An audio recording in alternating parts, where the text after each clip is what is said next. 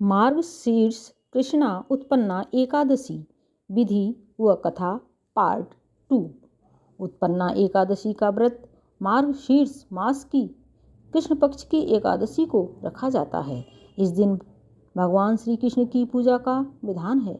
एकादशी का व्रत रखने वाले दशमी के दिन शाम को भोजन नहीं करते हैं। एकादशी के दिन ब्रह्म बेला में भगवान कृष्ण की पुष्प जल धूप अक्षत से पूजा की जाती है। इस व्रत में केवल फलों का ही भोग लगाया जाता है। यह ब्रह्मा विष्णु महेश त्रिदेवों का संयुक्त अंश माना जाता है। यह अंश दत्तात्रेय के रूप में प्रकट हुआ था। यह मोक्ष देने वाला व्रत माना जाता है। कथा। सतयुग में मुर नामक एक भयंकर दैत्य था। उस दैत्य से सभी देवता भयभीत रहते थे। उस दैत्य ने इंद्र को जीत लिया।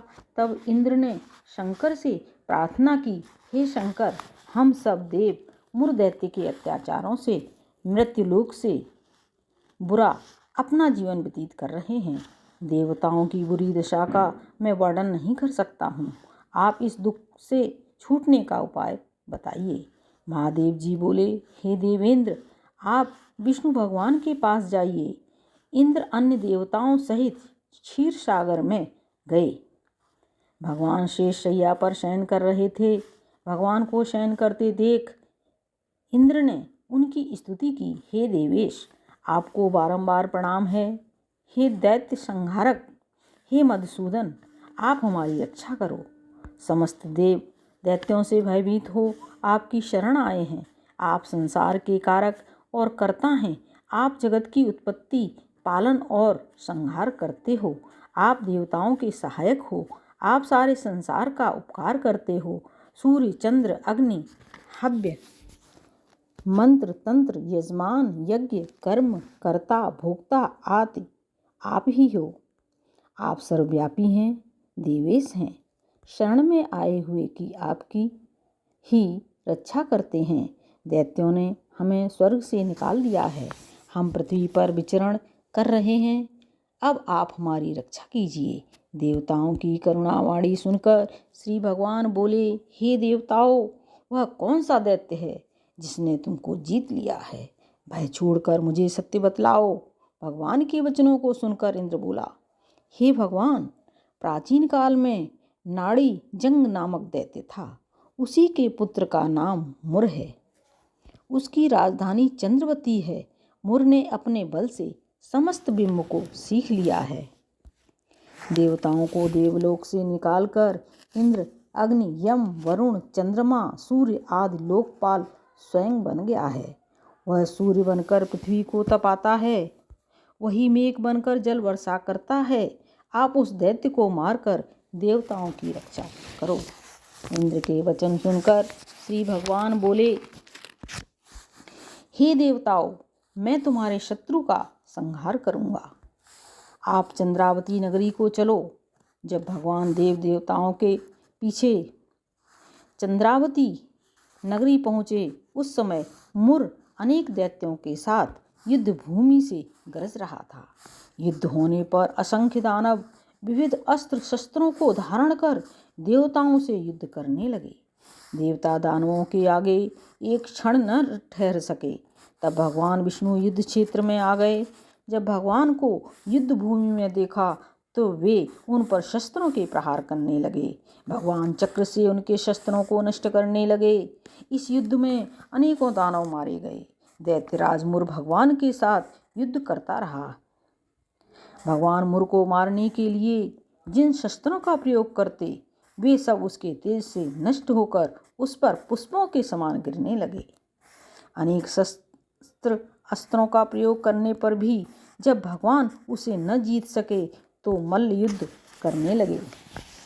भगवान उस दैत्य से सहस्त्र वर्ष तक युद्ध करते रहे, परंतु उसे न जीत सके। अंत में भगवान विश्राम करने की इच्छा से बद्रिकाश्रम गए। 48 कोस लंबी एक द्वार वाली हेमवती गुफा में शयन करने के लिए भगवान घुसे। हे पार्थ, मैंने उस गुफा में शयन किया। वह दैत्य भी मेरे पीछे चला आया और मुझको शयन करता देख मारने को तैयार हो गया। उसने सोचा कि मैं आज अपने चिर शत्रु को मारकर सदैव के लिए निष्कंटक हो जाऊंगा। उसी समय मेरी देह से एक अति सुंदरी कन्या दिव्य अस्त्र धारण करके उत्पन्न हुई और दैत्य से युद्ध करने लगी। वह दैत्य उस कन्या से लगातार युद्ध करता रहा। समय बीतने पर उस कन्या ने दैत्य के अस्त्र शस्त्रों को टुकड़े टुकड़े कर दिया और उसका रथ तोड़ दिया। तब वह दैत्य क्रोध करके उससे मल्ल युद्ध करने लगा। उस कन्या ने उसको धक्का मारकर मूर्छित कर दिया। जब दैत्य मूर्छा से जागा तो उस कन्या ने उसका सिर काट लिया। दैत्य के सिर कटते ही पृथ्वी पर गिर मृत्यु को प्राप्त हुआ। अन्य दानव यह देखकर पाताल में भाग गए। जब भगवान की निद्रा टूटी तो वे दैत्य को मरा देखकर आश्चर्य करने लगे, इस दैत्य को किसने मारा है। तब वह कन्या हाथ जोड़कर बोली, हे भगवान, यह दैत्य आपके वध को तैयार था। मैंने आपके शरीर से उत्पन्न होकर इसका वध किया है। भगवान बोले, हे कन्या, मैं तेरे ऊपर अत्यंत प्रसन्न हूँ। तूने देवताओं को सुखी किया है, इसलिए तू वरदान मांग। कन्या बोली, हे भगवान, मुझे यह वरदान दीजिए कि जो मेरा व्रत करे उनके पाप नष्ट हो जाएं और वे अंत में स्वर्ग को जाएं। मेरे व्रत का आधा फल रात्रि को जगने वाले को मिले और उससे आधा फल एक समय भोजन करने वाले को मिले। जो मनुष्य भक्ति पूर्वक मेरा व्रत करें वे स्वर्ग को प्राप्त करें। जो प्राणी दिन तथा रात्रि को एक बार भोजन करें वे धन्य हैं। जो विष्णु भक्त हैं वे धन्य हैं। जो एकादशी महात्म्य को श्रवण व पाठ करते हैं उन्हें अश्वमेध यज्ञ का फल मिलता है। जो भक्ति पूर्वक यह कथा सुनते हैं वे विष्णु लोक को जाते हैं। एकादशी महात्म्य के सुनने से ब्रह्म हत्या आदि महान पाप नष्ट हो जाते हैं।